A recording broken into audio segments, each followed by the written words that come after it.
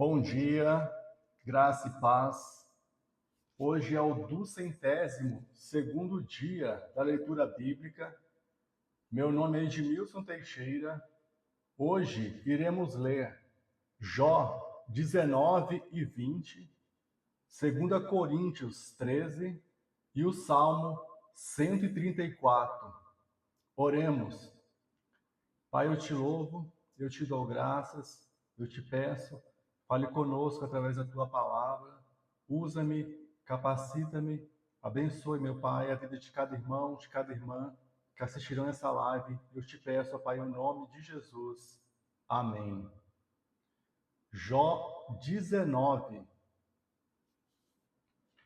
Então Jó respondeu: Até quando vocês continuarão a atormentar-me e a esmagar-me com palavras? Vocês já me repreenderam 10 vezes. Não se envergonhem de agredir-me. Se é verdade que me desviei, o meu erro só interessa a mim. Saibam que foi Deus que me tratou mal e me envolveu na sua rede. Ele bloqueou o meu caminho e não consigo passar. Cobriu de escuridão as minhas veredas.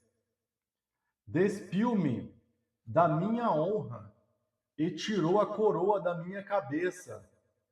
A sua ira se acendeu contra mim.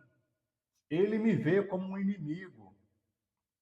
Ele afastou de mim os meus irmãos. Até os meus conhecidos estão longe de mim.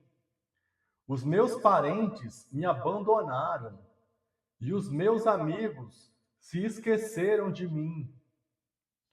Chamo o meu servo, mas ele não me responde, ainda que eu lhe implore pessoalmente.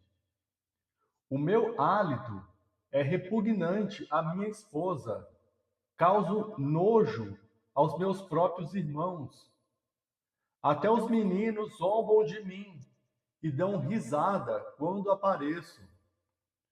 Não passo de pele e ossos. Escapei só com a pele dos meus dentes. Misericórdia, meus amigos, misericórdia, porque a mão de Deus me feriu. Quanto a mim, eu sei que o meu Redentor vive e que no fim se levantará sobre a terra. Depois que o meu corpo estiver destruído e sem carne, verei a Deus. Eu o verei com os meus próprios olhos, eu mesmo, não outro, como anseia o meu peito, o coração. Jó 20.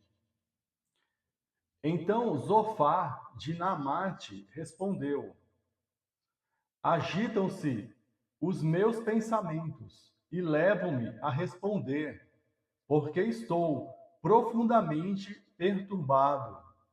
Versículo 4. Certamente você sabe que sempre foi assim, desde a antiguidade, desde que o homem foi posto na terra. O riso dos maus é passageiro, e a alegria dos ímpios dura apenas um instante. Versículo 10. Os seus filhos terão que indenizar os pobres. Ele próprio, com as suas mãos, terá que refazer a sua riqueza. Ele vomitará as riquezas que engoliu. Deus fará que o seu estômago as lance para fora. Terá que devolver aquilo pelo que lutou, sem aproveitá-lo, e não desfrutará os lucros do seu comércio. Sim, pois ele tem oprimido os pobres e os tem deixado desamparados. Apoderou-se de casas que não construiu. Versículo 27. Os céus revelarão a sua culpa, e a terra se levantará contra ele. Uma inundação arrastará sua casa. águas avassaladoras no dia da ira de Deus. Este é o destino que Deus dá aos ímpios. É a herança designada por Deus para eles. Nesses capítulos 19 e 20, Jó continua em seu martírio. Jó questiona até quando os seus amigos críticos estão atormentando, esmagando com palavras. Suas companhias não estavam lhe trazendo benefício, consolo ou ajuda. Seus consoladores insistiam na mesma tecla. Os sofrimentos de Jó resultavam de sua vida pecaminosa, isto é, que havia semeado, estava colhendo. Jó diz que se realmente errou, o seu erro interessa só a ele. E Jó pede aos seus amigos: misericórdia, misericórdia. A partir do versículo 25, Jó decide colocar os seus olhos em Deus, no Deus que tem poder para dar e para tirar a vida, no Deus que tem poder para ressuscitar os mortos, no Deus que sonda o coração e examina a mente para recompensar a cada um de acordo com a sua conduta, de acordo com as suas obras. Jeremias 17:10. Jó fez uma declaração profética de fé na ressurreição e em Cristo. Eu sei que o meu Redentor vive e que no fim se levantará sobre a terra, depois que o meu corpo estiver destruído e sem carne. Verei Deus.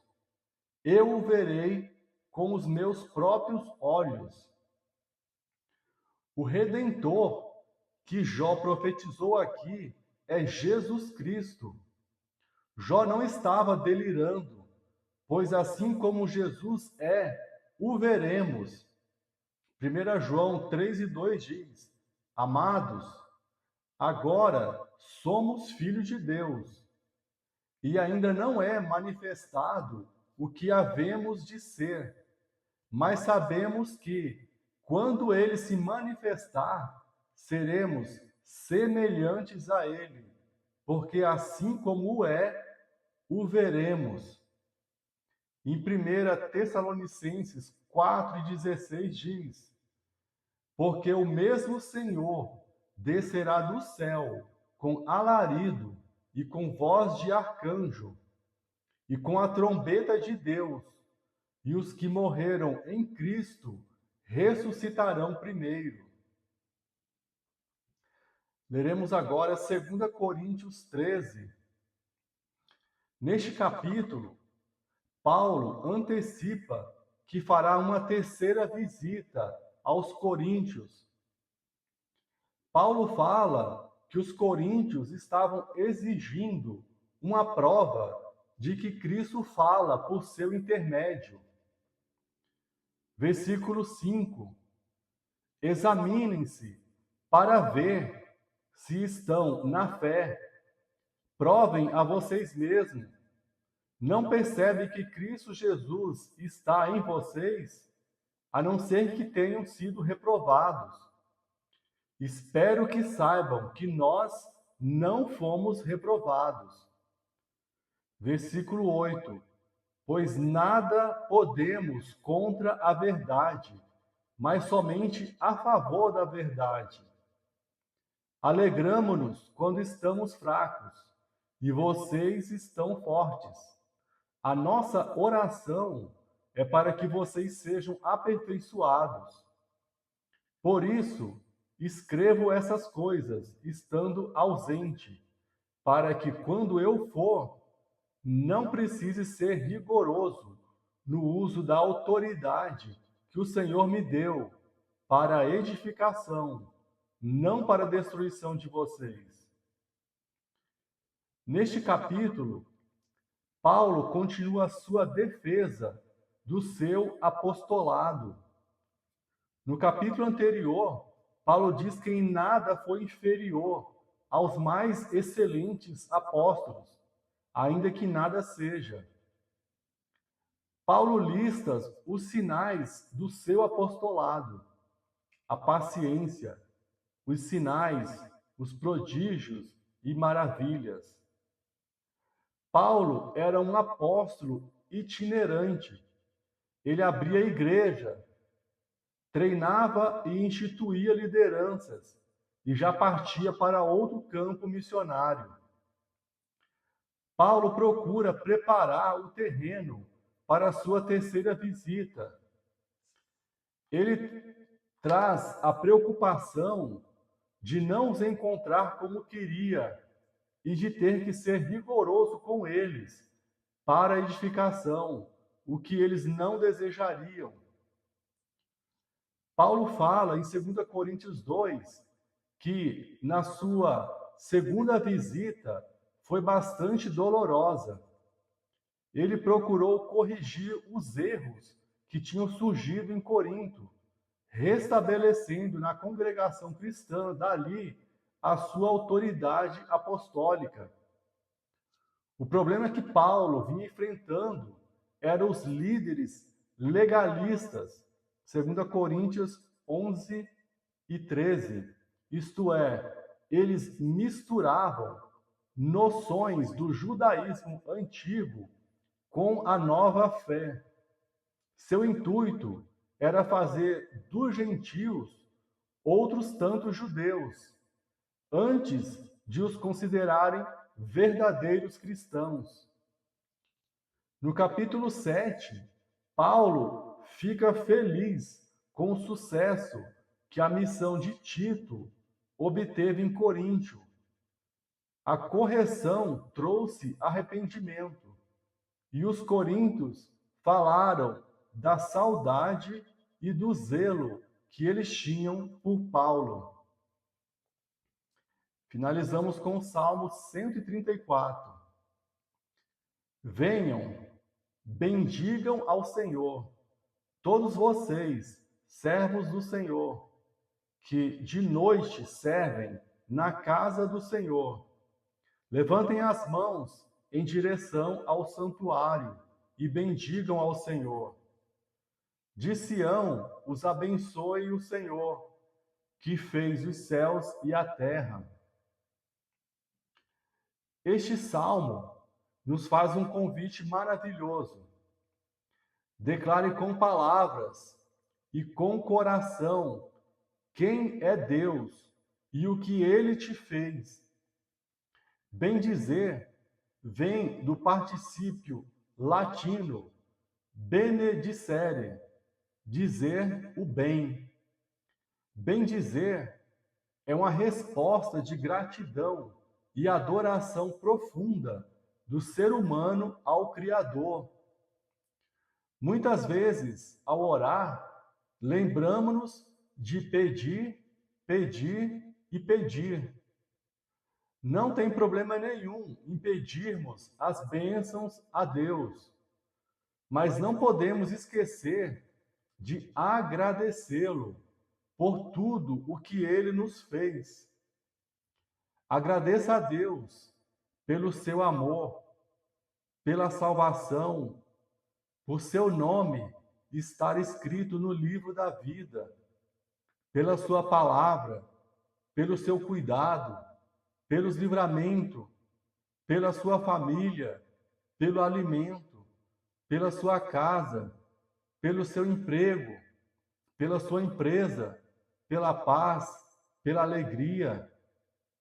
Jesus curou 10 leprosos, mas só um voltou, glorificando a Deus em alta voz. E ele era samaritano. Este, além da cura física, também recebeu a salvação, pois Jesus disse-lhe: levanta-te e vai, a tua fé te salvou. Lucas 17, do 11 ao 19. Ter um coração agradecido é uma vacina contra a murmuração. Quem murmura não crê que Deus está no controle da sua vida. Não crê que todas as coisas contribuem para o bem daqueles que amam a Deus. Não crê na bondade e no cuidado de Deus. Quem murmura acha que se estivesse no lugar de Deus, faria melhor do que ele. E para finalizar, fica o Salmo 103, versículo 1. Bendize, ó minha alma, ao Senhor, e tudo o que há em mim, bendiga o seu santo nome. Tenha um dia abençoado. Até a próxima, se Deus quiser.